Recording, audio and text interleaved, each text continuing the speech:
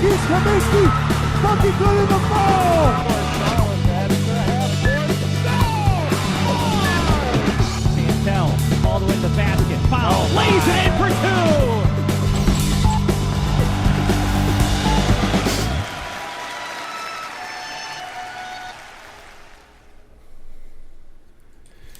Good morning. Happy holidays, basketball fans. Welcome to another edition of the Upstate Hoops Podcast. I'm Jim Sinacropi here inside the FingerLakes1.com studios on the third floor of the North Park building in Seneca Falls, New York.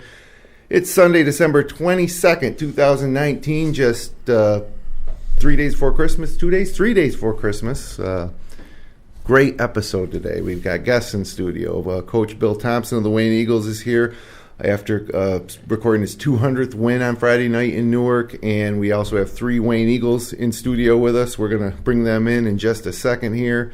And you know, the question is the Finger Lakes East down, or is this Wayne team, after losing their top 6-7 guys after that historic run they had, are they that good? So we'll go to the source and look at the early returns in all the Wayne Finger Lakes leagues over the past couple weeks here, and updated power rankings. A lot of movement in the power rankings and games to watch over the holiday break. So the Upstate Hoops Podcast and all of our coverage of Wayne Finger Lakes High School basketball is brought to you thanks to the support of Generations Bank, celebrating 150 years of serving and supporting our hometowns. Visit mygenbank.com for the best choices in checking, savings, home equities, mortgages, and much more. Generations has been in the Finger Lakes since 1870. Generations Bank member FDIC. And Little John Orthodontics. Dr. Rod and Dr. Liz are proud to support our area high school athletes. Check out Dr. Rod and Dr. Liz online at littlejohnortho.com. And DeSanto Propane, offering monthly billing and fixed rates. Get stable pricing all year long. Learn more at DeSantoPropane.com. Since 1937, the difference has been DeSanto. And Bill Cram Chevrolet. All roads lead to Bill Cram Chevrolet on 5 and 20 between Seneca Falls and Waterloo. Browse their full inventory of new and used vehicles at BillCramChevrolet.com. So let's, we've got Nate McKenna, senior. Welcome, Nate. How you doing? I'm good. Thanks for having us. Thanks for coming in. And then we have junior Tyler Reynolds. Yep. And sophomore Mason Blankenberg. Thanks, guys, for coming in. Thanks for having us. And then, of course, we'll start with you, Coach Bill Thomson. 200 wins. Congratulations. Thanks, Jim. That's a pretty big number. I mean, how long have you been head coach at Wayne? Well, I did it for 9 years. Then I got out for 5, and then this is my 9th year back. So this is my 18th year doing varsity. Yep, it's 200 wins is it's a lot of wins, and you've taken a program that had never, I don't think you'd ever won a Finger Lakes East title or a sectional title, and now you got both of them. Yeah, it's the last few years has been, we put our program on the map a little bit compared to recent years, and we've had some decent teams in the past, but nothing like the last few years as far as our accomplishments. Yeah, I remember really good teams with like Trey Lamora and Connor Hollenbeck. Yeah, that's right. Mike Hollenbeck. So, got to ask that obvious question right off the bat. You guys lost your top 6 guys to graduation. I mean, we followed you guys really closely from that their sophomore year when they were the young Wayne Eagles, and surprised everybody by winning that Class A2 title in Fairport. Then you came back and won another one, which was really impressive. And then, of course, the senior year, just the odds kind of catch up. It's tough to win one, let alone 2 in a row. And then East High got you in the semis. But so then, here at Finger Lakes 1, we thought, well, we know they had a good JV team, and these kids are going to get better, and they'll be back probably in another year or two. But 5-0 start. Just talk about this group and your hot start to the season. Well, we understand that it is early still, so we're not trying to get too big. But those are 2 big wins early in the season, and we had a good JV team, like you said. They were 18-2 last year. We had a couple kids who didn't play a lot last year, like Nate, just because our team was so loaded. Mm-hmm. And most years Nate would have been playing even more. But a couple good seniors to go along with these kids coming up, and they played all year. AAU. played summer ball, fall ball, team camps, everything. They've been together as a unit, and I think that's paid off. Yeah, sure has. It's and of course we got to see the JV team quite a bit, so I'm not shocked, but a little surprised. How you were able to handle Newark on Friday night and winning at Geneva. So it wasn't even like those were home wins; those were a couple of road wins. So it was a great start to the season. And I don't want to dwell too much on that last year's group, but I do think those guys were darlings of our coverage. Big Country, Carmichael, Yep. Your son Billy and Logan and Joel Gatto and all those guys. Just give a little update on how they're doing. Yeah, they're all doing really well. So Nick and Logan are both playing college basketball. Nick's at Pitt Bradford, chose a good school for his fit as far as getting to play right away. Their team's struggling a little bit, but he's playing really well. I believe he's averaging 13 points a game, 5 or 6 rebounds a game, getting over 20 minutes a game.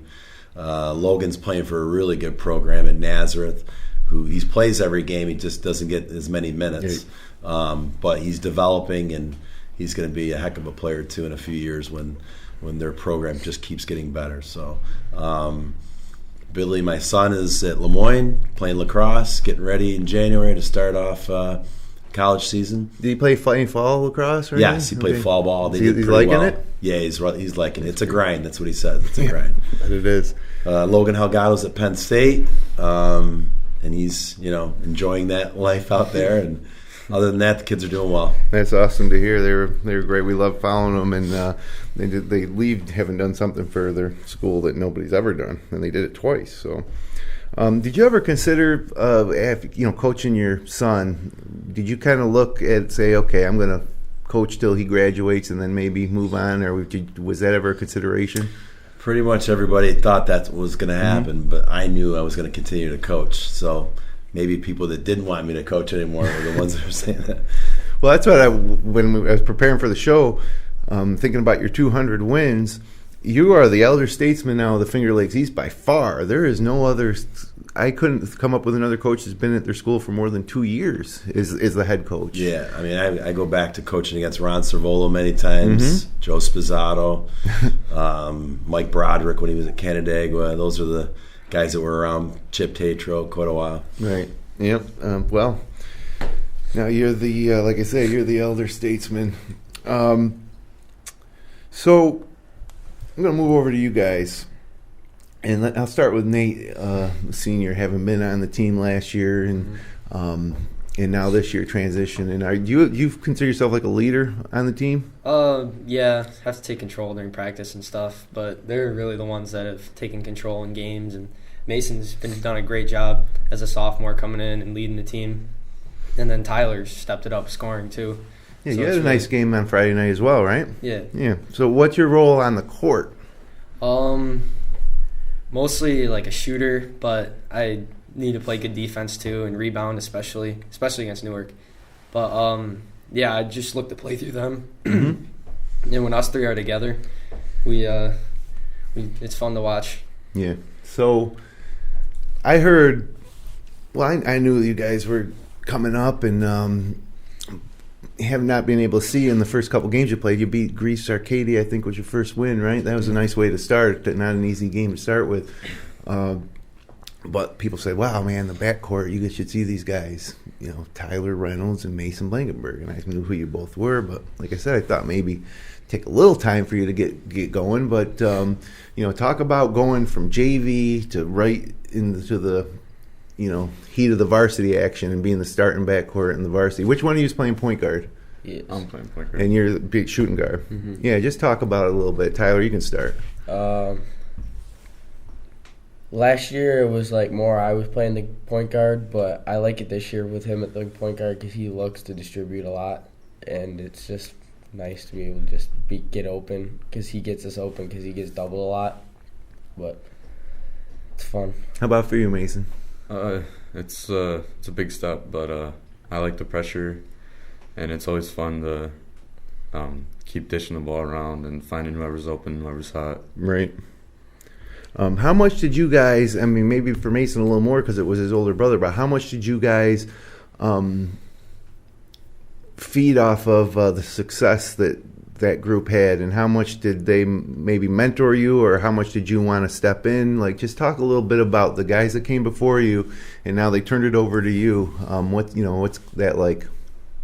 We kind of knew that we wanted to still be successful like they did, and people weren't going to give us a chance this year, but I think we have a good chance this year to make some noise. Yeah, you already have, right?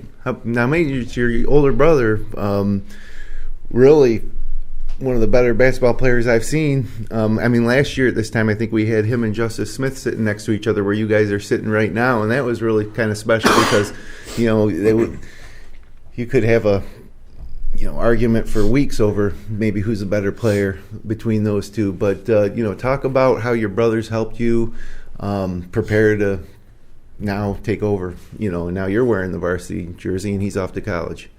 Well, I mean, watching all of his games and everything, you can take all of what he did great and what he did bad and, put it into my game. And just watching him and playing him one-on-one in on the driveway at home. Ever beat him? Not honestly, not usually. No. Well, he has once in a while, little size and a little age on you. But did he give you any advice heading into the season? Like, do you talk to him at all? Like, on a regular basis, or? Not much, but he says to slow down and make sure you take care of the ball, like he usually does. Yeah, he usually was playing under control. So, going back to you, Nate, having played on the same team with those guys, did you impart any kind of knowledge from them, heading into the season that you're trying to, create that same type of culture that now that you're one of the upperclassmen as opposed to, following them? It mostly took place in practice. So I was on the second group last year, and we tried to push the first group as much as possible, try to get them ready for games. And now I'm trying to lead by example and have the second group do the same thing for us, and just kind of carrying on what they brought, playing together, just being a good teammate. Talk a little bit about some of the other guys on the team, because it really is a whole new cast of characters. And, I know you got a little size from Devin Forrest. He's a sophomore, right? And Schichtel, is that how you say that? Schichtel. Yep. Junior, and Tomaselli's got some size. But just talk a little bit about the other guys who aren't here. They're rounding out your team. They're great teammates. I love playing with them. Every day at practice, we all go hard. It's fun to play with them, and they're just a great group of kids. I've been playing with them since modified, most of them. And, it's just good kids. So, Coach, back to you. I'd like to hear you just talk about these guys and your team and what the makeup is. Well, the biggest thing is, like Nate just said, they really play for each other. They have a bond out there, and they're very level-headed. Rarely do we ever have to get on them. I mean, they just come to work every day. You got other guys like Nate was saying, like Alex Bolt, Charlie Wiggins, Eli Schichtel, Devin Forrest. All these kids have bought in. And Brian Sills is a great team captain as well with Nate. And they make my job easy every day. They just come in and play together, and they listen, and we throw a lot at them, and they've been very quick to learn. But we also give them the freedom to play, because they play they good together where they don't always have to have everything set out for them. So we give them that freedom. So you lose Nick Carmichael, which is kind of rare to have, a center like that nowadays. There's not many teams that have that luxury. So how has your approach with this year's team changed now that he's not man in the middle? We spread it out a lot more. We don't run as many sets inside, obviously, but we do have a five-man right now who can face the basket and drive the baseline and pass, and Nick could do all that stuff too. But Eli's 6'1" maybe, and he runs the floor really well. He just plays the game a little differently. So we spread it out more and do a lot more screen and rolls with Eli, and the other night, I don't know how much you follow the game, but Eli was the difference of the game. He had 14 points. He was sick, so he came off the bench and gave us the spark we needed in the first half. And, the boards were obviously against Newark, great offensive rebounding team, but you guys, they were able to hold your own, and they were missing a lot of putbacks. Maybe not as much as you think. That's what it was, yeah. They out-rebounded us something like 37-23. Is that what it was, guys? And but they didn't have a lot of offensive rebounds that were putbacks. Gotcha. So, 2 big wins in the past, 9-10 days here. You go at Geneva, and I thought Geneva is one of those teams. It's always crazy to try to figure out, to handicap the leagues or whatever and figure out who's going to be good and who's going to be bad. So heading into the year, I thought it was going to be maybe a 3-man race between Waterloo and Geneva and Newark. So you've already beaten 2 of those teams. Let's start with the Geneva team, and I'll go to Tyler and Mason just because I think that they have so many great guards on that Geneva team. So what was it like heading into that game, playing at their new gym? What was probably, your 3rd or 4th varsity game and having to deal with those guards? Talk about Geneva a little bit. We knew we had to take away the high post with Devin Martin. We knew he was a great scorer inside. He can get to the rim very easily. But the guards, we knew that they can shoot. Nick Askin can shoot. Liam Ryan can shoot. And then the other ones are pretty good also as well. Yeah. They're scrappy. So how do you take away the post? You're playing the 2-3 matchup zone still, right? That hasn't changed. And so what's the strategy as far as taking – because you guys are a little smaller, and Devin Martin's a lot to handle. So exactly how do you go about that in the zone? Ball was opposite. We just take it away completely, make him pass it back to the top and reverse it to the wing so the other guy can get there and cover the high post again. Mm-hmm. Yep. It was mostly just our game plan that coach has put for us is don't let the ball to the high post and we'll have a better chance of winning. Now, does you got your brother's hair game, I see. Like he always had that thing working like pretty good. You're getting up there too. Yeah. Like a lot of gel or? No, it's just a little bit hairspray. Natural? Because I got a lot of gel in here too. I don't know if you noticed, but. So yeah, Nate, talk a little bit about that Geneva game. That was the first time where the result came in and we were like, hey, wow, Wayne beat Geneva.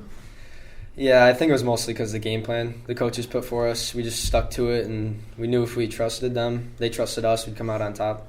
Yep. You got to give credit where credit's due, though. They're a very good team. Coming into their gym, for me, it was like the first varsity atmosphere that I've been in. And was it a big crowd? Yeah, it was a big crowd. Yeah. It was fun, though, when we played together. Stuck together.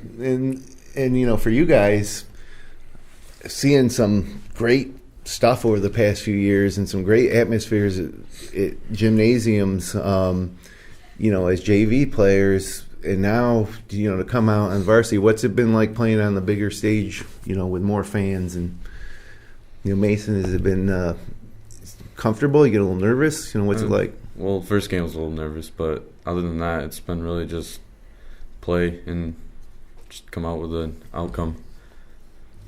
Yeah. So I want to talk about the Newark game now, because beat Geneva. Now all of a sudden this Newark game becomes a pretty big game. It was for first place in the league. It's really early, but still, obviously in the driver's seat, beating both those teams on the road. What was the game plan coming in for Newark? Because they got a lot of tall, athletic guys, a little different than Geneva. Got to rebound, box out, make sure, even with Green playing on the top, you had to box him out on every shot because he's going to go in and try to get the rebound. Augusto, you got to box him out. I played with him in the summer, and he's aggressive. He's proved a lot this year, too, I think. But they're hard. You got to really play them physical, or else you're going to get beat on the boards. Yeah. How about you, Mason? Was it tough to they play a zone most of the game? Yeah. And so you're able to get your shots off? We had to move the ball around their zone. And when Tyler said rebounding was a big key for us. And limiting them to their offensive rebounding was big. So, Nate, give your impressions of Rayshawn Howard. He's just a freshman, but man, doesn't look like a freshman. Yeah, he's big. He can board the ball, and I thought we did a pretty good job on him. He still boarded a lot, but I think we had a lot of grit, like Coach said before the game. Just hustle wins games. Yep. And on the road, there's a great road win at Newark, no doubt about that. So, Mason, I see here too against Newark, I got you for 9 rebounds. It's unofficial, I think, but how are you looking to? Because you have a little bit of size, for a guard, probably a little taller than maybe a lot of guys that you're coming up against. So, how do you rebound from the top of that zone? Well, usually these two are on top, but I'm on bottom. Oh, okay. So you're playing a wing? Yeah. All right. Much, yep. And I'm always looking for a body to box out and then just jump high and grab the ball. Yeah, that's all there is to it, right? 2 hands. Well, great start to the season, guys. We're going to circle around and come back and talk to you guys some more, but I want to run through some stuff here, and I'll bounce back to you too as I'm going through some of these other items from this week. But probably, that Wayne Newark game did become a pretty big game, but another game that I was really looking forward to seeing how it played out was when Marcus Whitman went to the Atwood to take on Lions this week. And, it's always interesting. Marcus Whitman is this team that's now playing independent. They broke away from the Finger Lakes West, partly solely, I think, to prepare for sectionals. Here's a great group of kids, a great team that's been together and had success. Up until sectionals, they haven't been able to break through. They've had some tough draws. I mean, they drew North Star Christian in the semis a couple years ago, and they gave them a game. And then, but this probably the best group that this team right here, probably the best Marcus Whitman team in a long, long time. And so I think they're trying to cash in on sectional title. So they schedule with this independent schedule all these games, and so let's see, they're playing at Early College. We have them at Geneva the day after Christmas, coming up Thursday night. They're playing North Star 2 days later in Geneva. They're going at Weedsport, at Hornell. They got Wellsville home and away. They have North Star again at North Star. They're going at Minders. They already beat Minders at home. And the only thing I look at is they're not playing Red Jacket, which is disappointing. And if you're Red Jacket, it's got to be disappointing because the Red Jacket should pretty much win the Finger Lakes West this year. But it's going to be a little hollow because people will always say, well, because Whitman wasn't in the league. I think this Red Jacket team would have loved to play Whitman this year, but it's not on the schedule. So that's a little bit disappointing because there's a Red Jacket team that's also trying to win a sectional title after just last year coming up short after a great effort in the Blue Cross against Lions. So anyways, Lions beats Whitman 65-48. Benji Bad Company Kemp with 18 points, Justin Smith with 15, and for Whitman, Jordan Lehue, who's taken over the point guard duties from John Donovan, had 21 points. Liam Prendergrass in his senior year, 11 points. And then a lot of these guys that we've been watching, guys like Aiden Royston, who are now upperclassmen as well. And they play again on February 4th at Marcus Whitman. I have a feeling we're going to be there for that one. But it was... I was impressed with Lions because I know Whitman's a pretty disciplined team, but I don't take that much away from Whitman because, man, that's a tough place to go play in Lions on that court at the Atwood. Have you guys ever been to a game at the Atwood or ever played there? Yeah. We went and watched them play AJC the first game of the year. And it was close to beginning, which was surprising, but then they pulled away pretty easily in the second half. Yeah, it seems like just once they get going, forget about it. Yeah. I was a little disappointed, that they played HAC at all, just being because Lions, but Lions has won 2 sectional titles in a row now, and looking as favorites for 3, I think, in Class C2.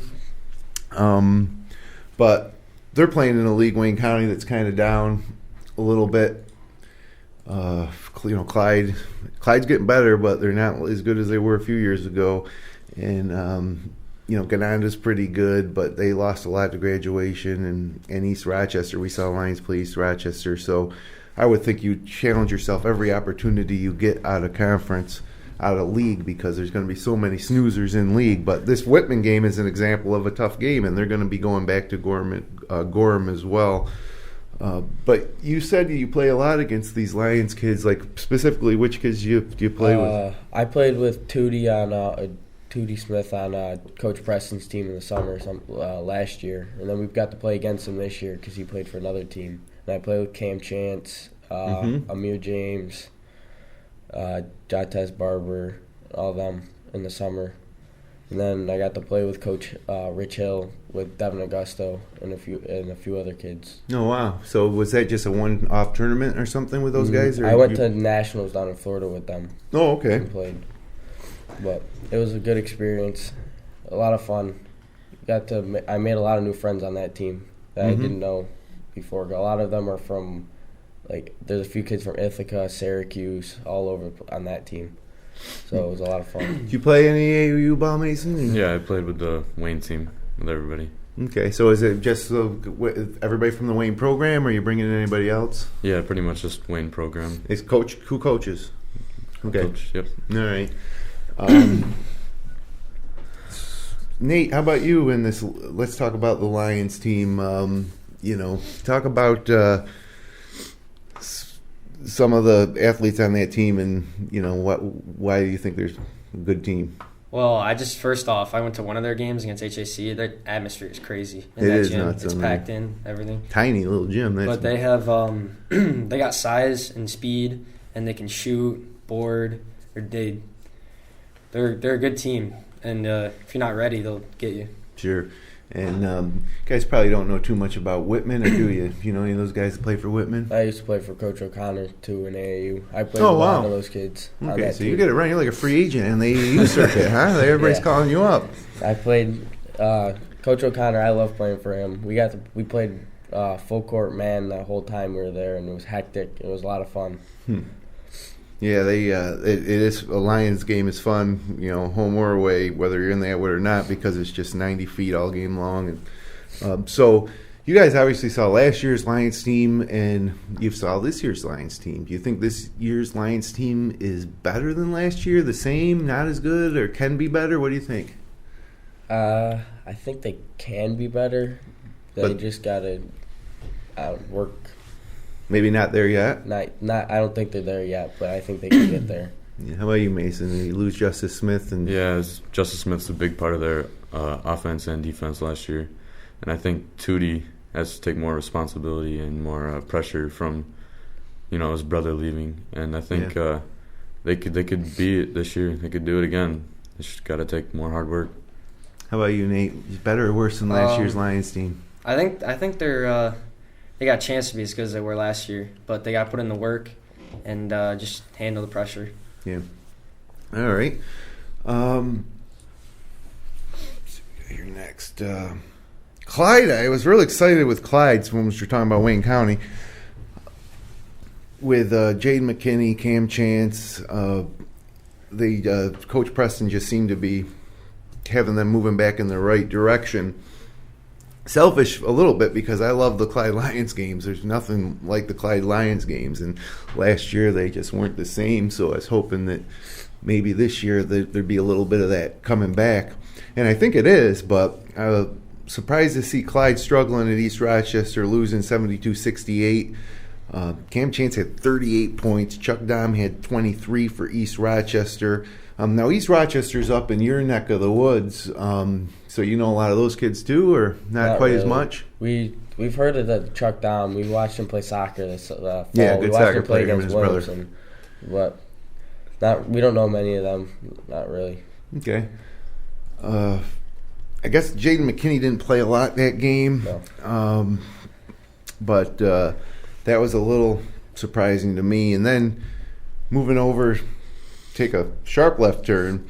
I think that the Romulus boys are actually putting something together this year. And remember, they're in Class D, and they beat Naples 60-40. Camden Derby, another Cam, Derby down Romulus, 21 points, 11 rebounds.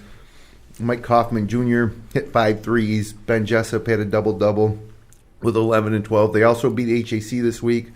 They're 3-2, only league loss at Honeywell. I just thought it was worth mentioning Coach Peisnack's Warriors boys team, who I think are going to be a little better than people expect this year, and should be positioned well to maybe do something in Class D come sectional time.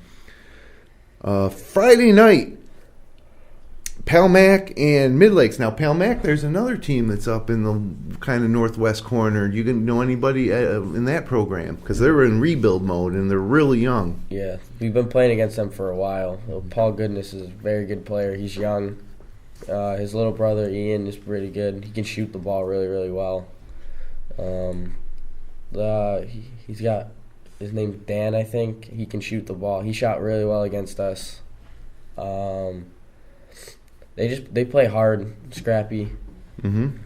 I think they will be a lot better once they get older. And you haven't faced off against them yet, right?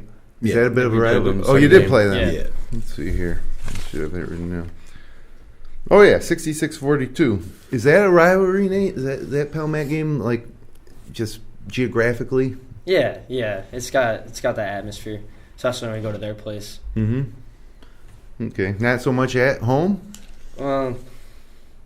Sometimes. Depends. I mean, they've been down a little bit, but it's just they're 4 years removed from losing to Newark in the Blue Cross Arena in an all Finger Lakes East final. Yep. So, and then Coach Harris is now coaching the girls team, and a very good girls team, the first place in the East for the girls. So, but Paul Goodness hit a buzzer beater in overtime to sink Mid-Lakes on Friday night, finishing with 34 points. His brother Ian had 17. Kyle McCann had 31, so that would have been a fun game to go to. Also on Friday night, Geneva beat Minders. Waterloo beat Penn Yan, and Penn Yan's a kind of an interesting team in the fact that they haven't beaten the teams they've played, but they've been under 10-point games. And Coach Dan Doyle over at Penn Yan, I don't think you guys have seen Penn Yan yet, have you? Not yet, no. But do you know Coach Doyle? Yeah, he was a longtime JV coach. He's doing a nice job with his team. I know they had a pretty good JV team a couple years ago, right? Yes. Yep. So most of those kids are on varsity now. They're battling every game. They're playing everybody tough. So, I mean, we expect a hard-fought game with them when we see them. Yeah, and I guess that's kind of what I'm getting at with this Penn Yan team. I think when a lot of people look at their schedule at the beginning of the year, that game doesn't stick out, but you better come ready to play because I think they're going to be getting better and better as the year goes on. And they're B2. So you look at the Finger Lakes East, you guys are A2, the biggest school, but that's the toughest in sectionals. And then most everybody's B, and so that makes for a fun tournament. But then you got Miners and Penn Yan and B2. So while Miners and Penn Yan, I think, may struggle win-loss column during the league, it's not out of the realm of possibility to think that they could put a run together in B2 if they continue to get better. Which brings me to the Miners Waterloo varsity doubleheader that was Tuesday night on Finger Lakes 1. And I just think that this is something that needs to happen more often at more schools because the atmosphere is unbelievable. So I've gone with my daughter playing JV girls basketball. I've pretty much gone to every single varsity girls game. And there's some decent crowds and turnout, but it's nothing like for the varsity doubleheader where the girls and boys play back-to-back. For both, because the girls' parents and fans stay and watch the boys show up early to watch the girls. And it was even the case the next night when the JV boys and girls played a doubleheader. It was like a full gym. It felt like a varsity game. So it just seems like a win-win-win for everybody. And I just wish more schools did that because I think it would be good for both, but specifically girls basketball. I think it just gives a little more exposure to the girls as well. And it was... I'm not proposing every single game because I know in some different portions of the state and the country that's how it goes for varsity basketball. The girls play and then the boys play. But I think for maybe special rivalry games that I'd like to see more people do that. We'd be able to maybe get a few more girls games on our live webcast docket. And it's something I think that the kids look forward to. But I'm always really impressed every year. And they'll do it again in Waterloo. might be end of January, but it'll be a doubleheader when they go back to Waterloo too. But as far as the action on the court goes, the Waterloo girls are really impressive. They're deep, they're young, they're talented. And when trying to evaluate whether they're going to be the type of team like the South Seneca girls or Mid Lakes girls have been in recent history, making state runs, I don't know. They don't have a superstar, which is great. They literally are 10 or 12 deep. But they don't have an Elena Forbes or maybe an Emily Lavarnway. They don't have that one that just stands out that's going to put you on their back, which most girls' teams that I think get to that state level have just one really special player. So I think that there's candidates on the Waterloo girls team. I think that some of the younger girls, the freshmen, I think a couple of them could develop to be as good as anybody that we've seen girls basketball around here in recent history. But they're really good. The great press, and they just keep coming at you with waves and waves and waves of subs, and they're all play hard and really good team there for Coach Bree. And then on the boys' side, the Waterloo boys took care of business. Minders had trouble scoring, unless you weren't Troy Cabot. Troy Cabot had 29 points. You guys ever play against Troy? I don't think so. Yeah, he's a sophomore. Last year he played varsity, yeah. Yeah. Nate probably remembers him a little bit. They had some really good young players last year. Mm-hmm. Yeah, they got a couple sophomores in Cabot and Bogart that will continue to develop. But Troy Cabot that night was outstanding, scoring. Geez, I don't have the final here, but he scored 75% of their points at least in that loss. But boys-girls doubleheader is a lot of fun. If you're an athletic director out there or you're a coach, I would just try to facilitate that. There's a good chance, if it works out for our schedule, that we would come and do that doubleheader at your school, live webcast it. But it's, I think it's good for the program and good for the communities that are involved in it. So, girls' results and notes from Friday night. Red Jacket lost to Notre Dame Batavia 59-39.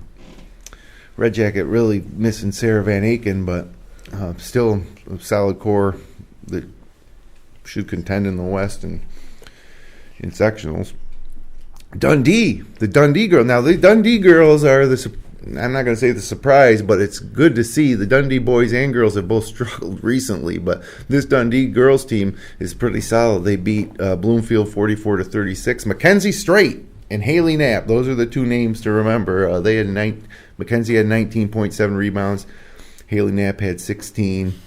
The Mid-Lakes girls fall to Pelmac, and Mid-Lakes girls lost a lot. Not only Elena Forbes, but Macy Kisner. And it's going to take a while for them to come together. They're also young, so you all know about Kara Walker, but her younger sister, who's a freshman this year, is probably just going to continue to get better. She was brought up for varsity when they went through sectionals into the Hudson Valley to the state finals last year, so she had that experience under her belt. That team will get a little better, but what I hear is that Kara Walker's been handling the point guard duties a lot out of a necessity, and so that's something new to her. But they're still a very good team. But that Pelmac girls team has a lot of height, and they get a key win there. It was at Pelmac, 48-44.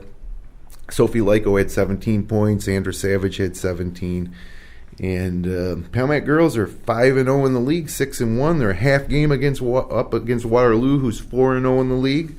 And Mid-Lakes girls just 1-2 in the league and 4-3. They're already 3 back. So back-to-back league titles for the Lady Screaming Eagles in jeopardy a little bit.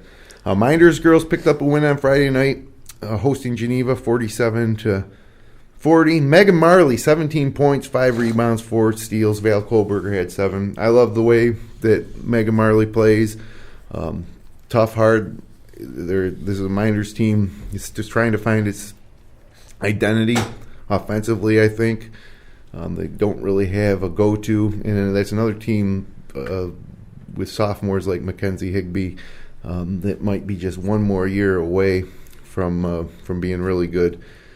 And then I talked about the Romulus boys, the Romulus girls. 20-plus point wins versus Gananda, Bloomfield, HAC after an opening loss at a good Marcus Whitman team. They got some big games ahead. They go at Dundee on January 3rd, then at Red Jacket. They got South Seneca, which that's a huge rivalry game. That's going to be a really good one this year. South Seneca's gotten the better of that one for the past several years, but it should be great this year. So they play on January 14th in Romulus, and Romulus girls something to keep an eye on. Now, Wayne County girls, Red Creek, Clyde Savannah, Gananda, ER, and Lions all have one loss. So how can that be? Well, it's come at the expense of North Rose Wolcott, Williamson, who I just learned today is merged with Marion. So the girls program from Marion and Williamson merged under the Williamson name, and then Sodus also. So those teams have all been getting a lot of wins against those three. Sooner or later, they're going to have to play each other. Clyde beat Red Creek, which was probably one of the bigger wins for the Clyde girls in quite a while.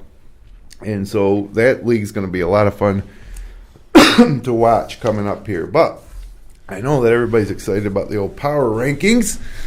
See how we did here. Let's start with the girls. Bring it in here. Waterloo's number 1, Palmac 2, Mid-Lakes 3, and Whitman 4. And I think that there's a little bit of a drop-off after that top 2, Waterloo, Palmac. Whitman girls up there representing the West. Penyan up to 5. East Rochester, that looked real impressive, is 6. Red Creek 7. Miners hanging in there at 8, despite what are they, one game under 500, I think. Then the Clyde Savannah girls and the Lions girls. So now let's kick it over to the boys.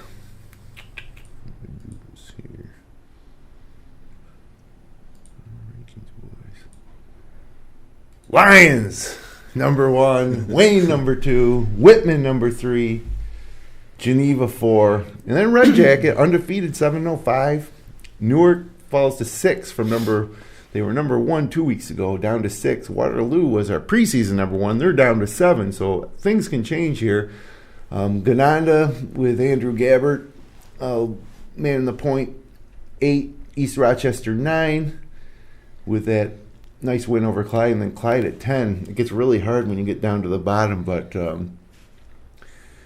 so Wayne started, I think, preseason 7 or 8, up to 2. Lions has a top spot, and that's what's tough. I always said, if Lions ever gets to number 1 in those power rankings, they might just stay there because they're just going to run through their leagues. But so Nate, how you feel about that? You happy to be number 2, or you wish you were number 1, or it doesn't matter? We don't really like to look at it. We're taking it one game at a time. You don't like to look at it? Yeah, when you came in this morning, you were excited to see who was going to be number 1. It's nice to know, but right. It's just how we play. It's just like opinionated. Yeah, so. It is. It's opinion. It doesn't matter. we don't like to look at it. We just look at it one game at a time. Right, absolutely. How about you guys? Pretty much the same. Yeah. Like to look at it, but just keep working every day, one game at a time. So I remember last year we argued, with in the episode when we had Lions and Wayne kids both up here, who would win that game, and it would have been just a dream game to see last year. We knew it would never happen because you guys are A2 and they're C2. And it wasn't on the regular season. So same thing here, but what do you think would happen in a game against Lions and Wayne? Who would win? I mean, it'd be close. We're both pretty good teams. I mean, credit to them. They've won past 2 sectional titles, and we've won a couple sectional titles. But, I mean, I'd be pretty close down the stretch, like a nail-biter. We played them a couple times in the fall. Mm-hmm. Oh, really? Scrimmaging? Yeah, we have a fall league that we host, and Dean brings his team over. And, great. We had some good games. Mm-hmm. Yeah, some good battles. Yeah, fun team to watch, fun team to play against. But so like I say, they are holding the top spot here as we head into Christmas. And But they do have some challenge. That North Star game should be fun for Lions. You guys got some challenging games coming up, and Lions will have Whitman again. And Whitman will have Geneva. So a lot of stuff can shake out here in these power rankings over the next few weeks as we celebrate Christmas and New Year's and all that good stuff. Coverage notes for FingerLakes1.com. We'll be on the air again on the day after Christmas at Geneva. Marcus Whitman at Geneva, 7:30. I'll be calling that game along with Kevin Sharp. And little holiday hoops for you on FingerLakes1.com. Looking forward to that one quite a bit. It'll be our first look at both those teams this year on Finger Lakes 1. And really interesting matchup. Whitman C1, I think. Geneva B1, and like I say, off the top, Whitman battling an independent schedule, challenging themselves, and this one should be great. So hope you'll tune in for that. Upcoming games of note over the holidays. Minders is going to be at the Skinny Atlas Holiday Tournament on Friday and Saturday after Christmas. In addition to that Whitman-Geneva game, they're playing North Star in Geneva on Saturday after Christmas. South Seneca's boys are at Waterloo on Saturday. Bloomfield at Dundee on Saturday, and there's a girls' tournament in Williamson with Dundee and HAC. Sometimes it's tough to find,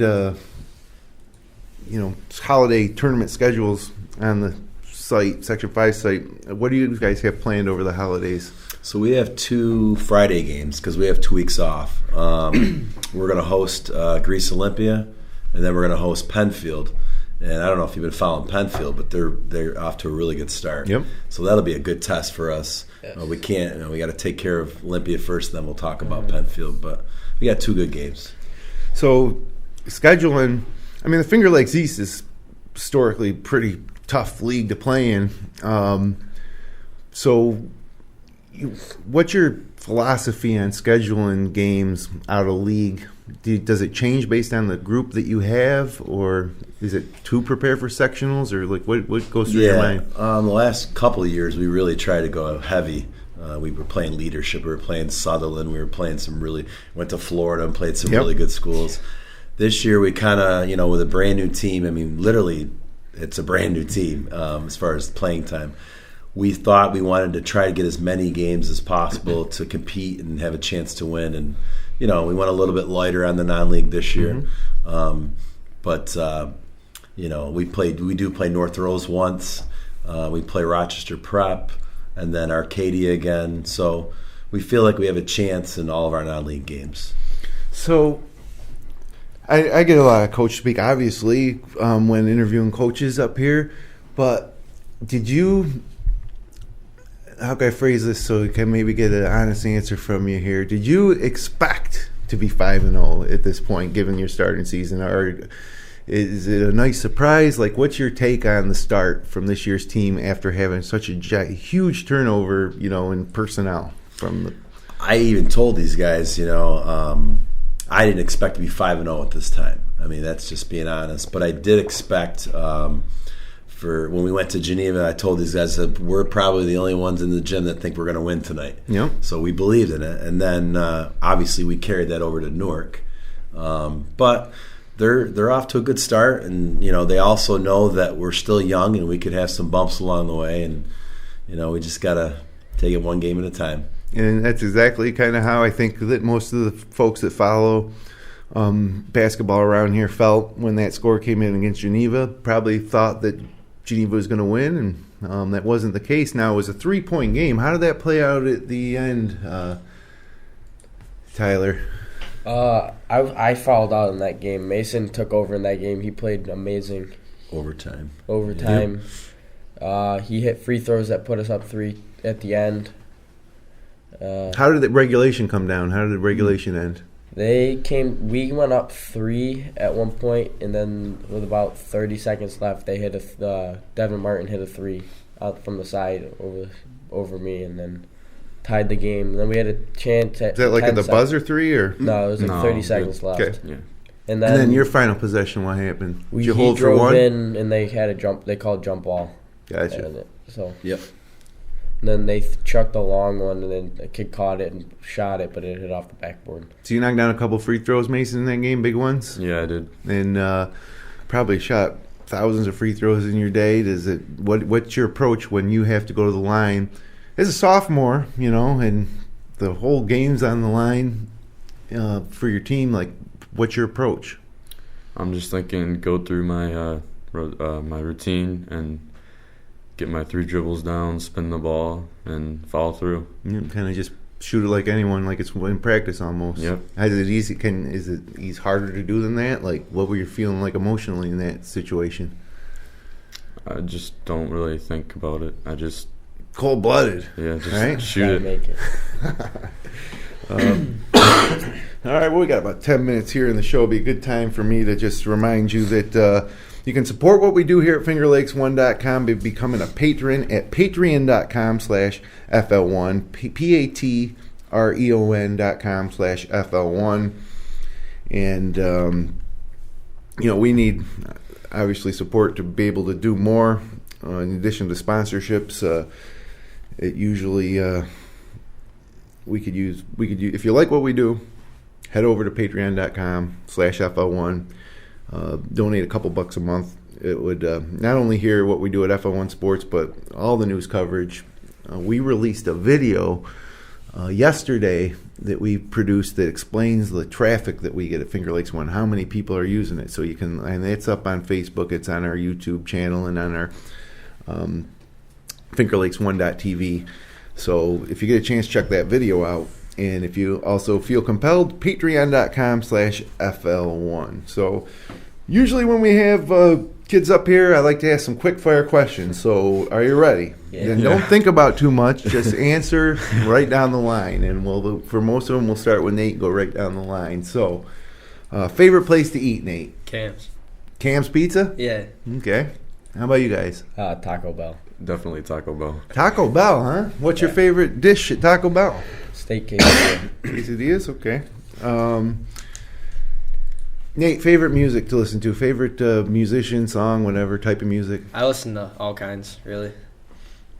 Okay. How about you guys? Rap, hip hop. Rap, Yeah. especially like J. Cole. Gotcha. All right. Who on the team is Coach's favorite? No comment. No, huh? Come on. Any? You got somebody in mind you just don't want to say? No, he's pretty much equal opportunity type of employer there. Okay. Who on the team's most likely to make you laugh? Devin Forrest. You guys agree? All agree on that? Definitely, yeah. Devin. Okay. And who is your favorite athlete? Pro athlete, college, whatever. Probably Gleyber Torres Oh, okay. for the Yankees. A big baseball fan? Yeah. Big baseball player, too? You play Yeah. baseball? Yeah. You guys had a successful season last year, baseball, right? It was Well, you were losing the sectionals we finals lost or to HFL in the semifinals. semifinals? Beat Okay. Aquinas first round, and then How's the team look this year? a lot of injuries. Our pitcher who threw like a no-hitter last year tore his ACL again, and then another pitcher, Loveless, who plays basketball too, tore his labrum.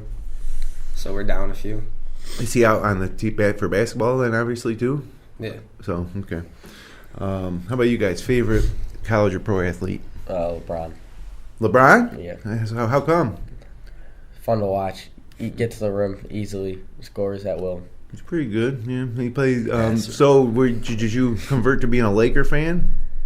I did the year before he went there because I kind of like Lonzo Ball too. But Okay. Yeah. What do you like about Lonzo? very good passer. Yeah, he is a good passer. How about you, Mason? Derrick Rose. Derrick Rose. Yeah. Yeah, that's it. When he was good, you must have been like 7 years old. Yep. Watch him all the time. Yeah, you liked him ever since you were little. Oh yeah. Okay. And what about him? He's a point guard, and he likes to score, and he likes to pass and find his teammates too. Yep. And he goes, who's your favorite team? Probably the Pistons right now. Yeah. How about Tyler? Who's your favorite team? Lakers. Lakers. And Nate, you got a favorite team? Yeah, Miami Heat. The Heat. Yeah. Now, what about college? You guys watch college basketball? Yeah. So who's your favorite college team? Probably Syracuse right now. Yeah, that's a good answer. How about you guys? Syracuse. Nice. Okay, I like you guys a lot more now than I did when you got here. Okay, what else do we have here? So this is a tough question, being that you guys are you two are new to varsity, but who is the toughest player you come up against individually in either the league or out of the league, but that you know about? I don't really think about that stuff. Like I just play, and I don't really. Okay, that's fair enough. Yeah. How about you guys? Who's some of the toughest players players that you'll face this year? We aren't going to play him, but I think Cam Chance is one of the best players around here. Very athletic, explosive.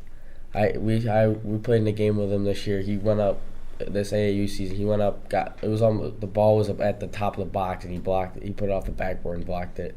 It's a big game-saving block at the end of the game. I've heard. Now I've seen him play since he was a freshman, maybe even 8th grade.